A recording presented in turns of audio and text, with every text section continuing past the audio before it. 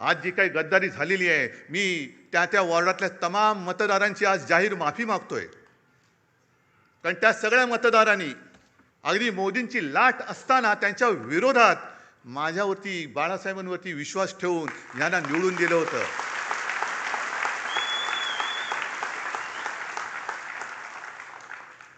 जे आम्हाला डिवचलं जात होतं की तुमची मोदींच्या चेहऱ्यावरती खासदार निवडून आलेत, मोदींचा चेहरा न वापरता आपल्या शिवसेनेचे 9 खासदार डौलाने निवडून आले होते. काही थोडक्यात गेले एक तरी इथली तर सीट चोरलीच. कुठे होते मोदी? आणि त्याच्यानंतर म्हणजे तेव्हा भाजपचे 20 पेक्षा जास्त खासदार ते पण 9 झाले. आणि आज परत फोडाफोडी कशासाठी फोडताय? काय मिळवायचंय काय तुम्हाला? म्हणजे सत्ता पिपासू किती व्हायचं? सरदार वल्लभभाई पटेलांनी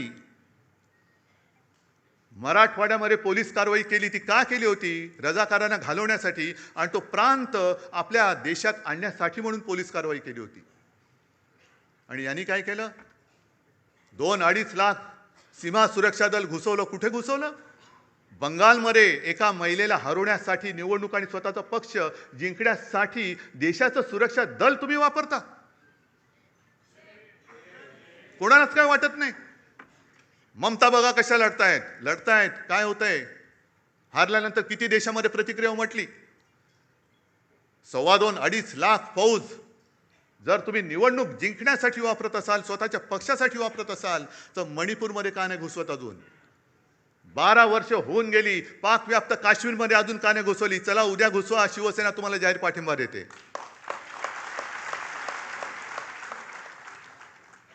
देशाचा हिताचा निर्णय घ्या ना तुम्ही. असं फोडून भामटेगिरी करण्यापेक्षा बोलवा ना आम्हाला. आम्ही तर पाकिस्तानी नाही होत ना. माझ्या घराण्याचा इतिहास आहे. तुमच्या असलं तर तुम्ही पण सांगा. असेल, मी कुठे नाही म्हणतोय. आम्ही पाकिस्तानातून आलेलो नाही आहोत. आम्ही सुद्धा देशप्रेमी आहोत. तुमच्या एवढेच किंवा तुमच्यापेक्षा जास्त जास्त आम्ही देशप्रेमी आहोत. आणि आज जे आपल्याला विरोध करतायत हे तेच आहेत ज्यांनी शिवसेना प्रमुखांना विरोध केला. पण तेव्हा शिवसेना प्रमुखांची गरज होती त्यांना.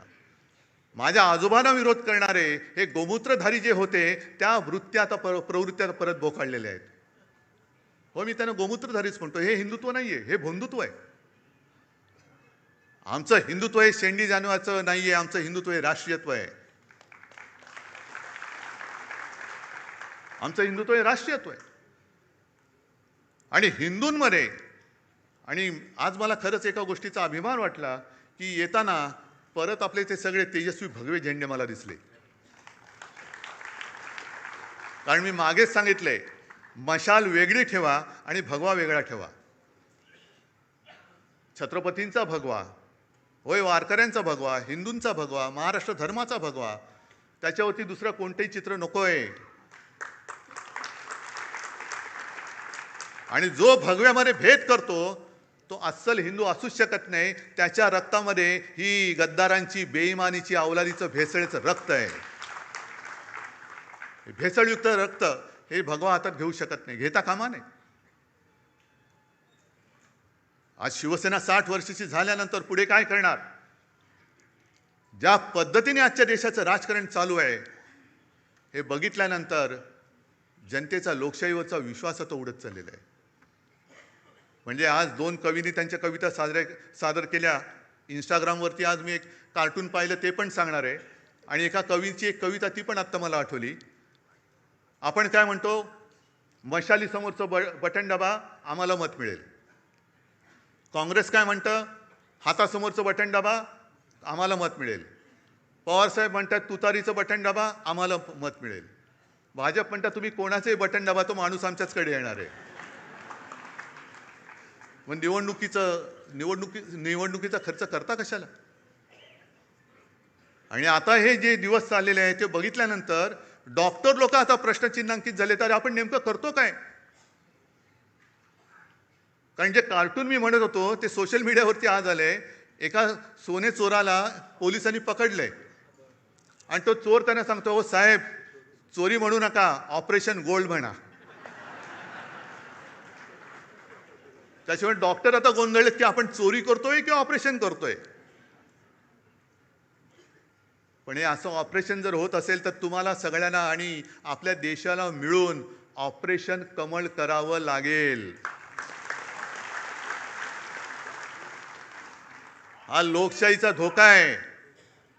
लोकशाहीला हा धोका आहे.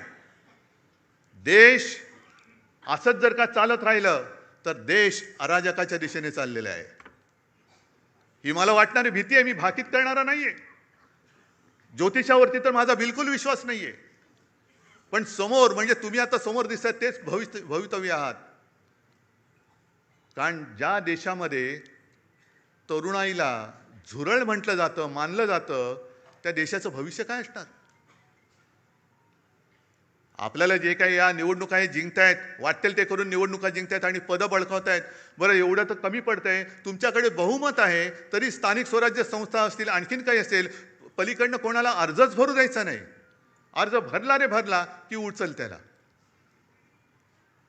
कशासाठी हे करताय? एवढं सगळं मिळून तुम्ही जाणार आहात कुठे? काय करणार आहात देशाचं? आणि मग ते जे नड्डा बोलले होते की देशामध्ये फक्त एकच पार्टी राहील, वन नेशन वन इलेक्शन, हा एक भाग. पण यांची वाटचाल वन पार्टी नो इलेक्शनकडे चाललेली आहे. एकच पार्टी राहील, दुसरी पार्टी राहताच कामा नये आणि सगळं काही आमचं, ह्याच्याकडे या दिशेने चाललेली आहे. पण त्यांना मला सांगायचं आहे, भाजप सुद्धा कधीकाळी आपला दोस्त होता, त्यांना मला एक प्रेमळ सल्ला द्यायचा आहे की तुम्ही या वाटेने जाल तर दीर्घकाळ सत्ता तुम्हाला लाभणार नाही.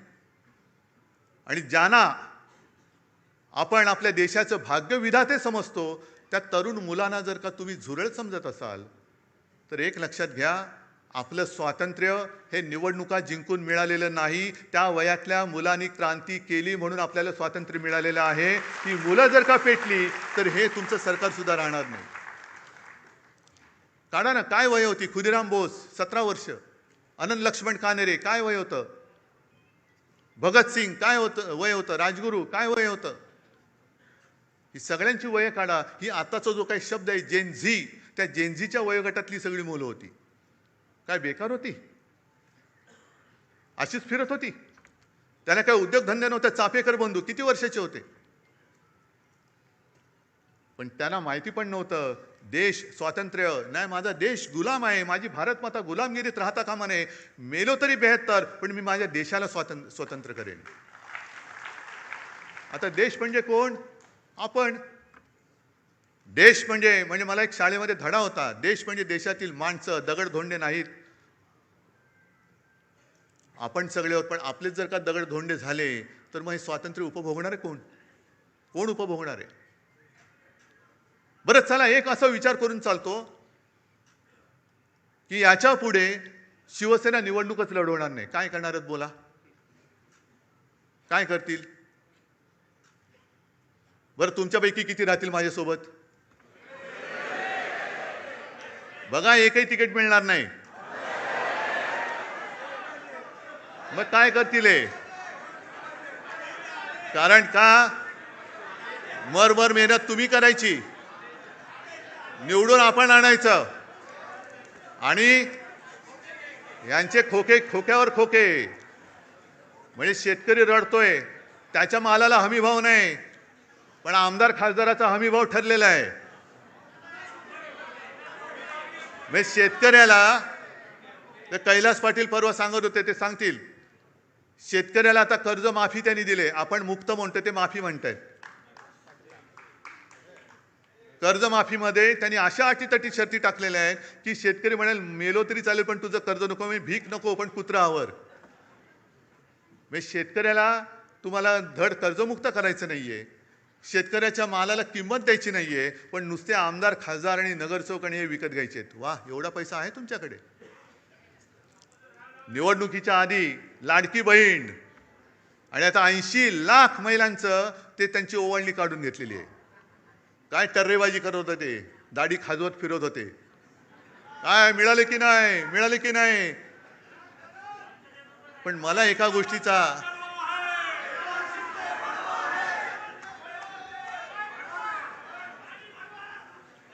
गोष्टीचा थोडं वैषम्य वाटतं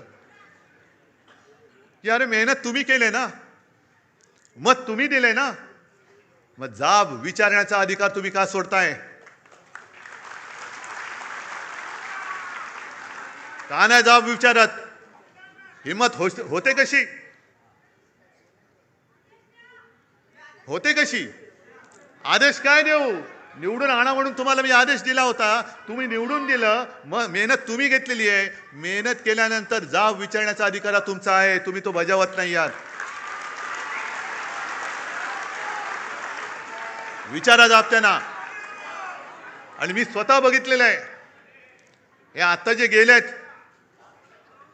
त्याला कैलास साक्षीदार आहे.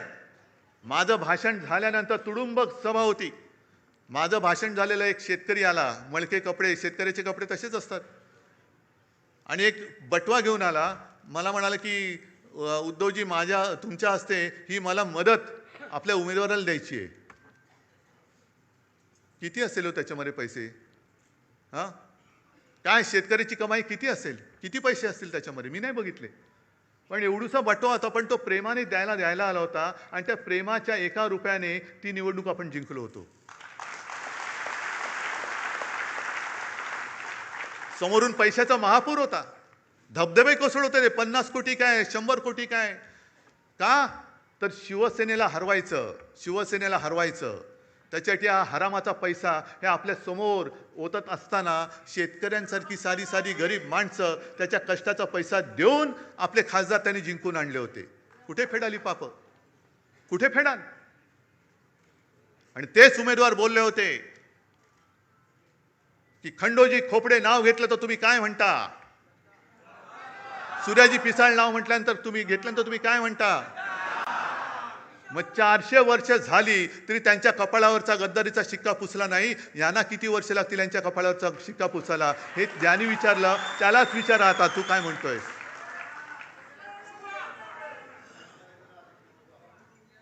तुम्ही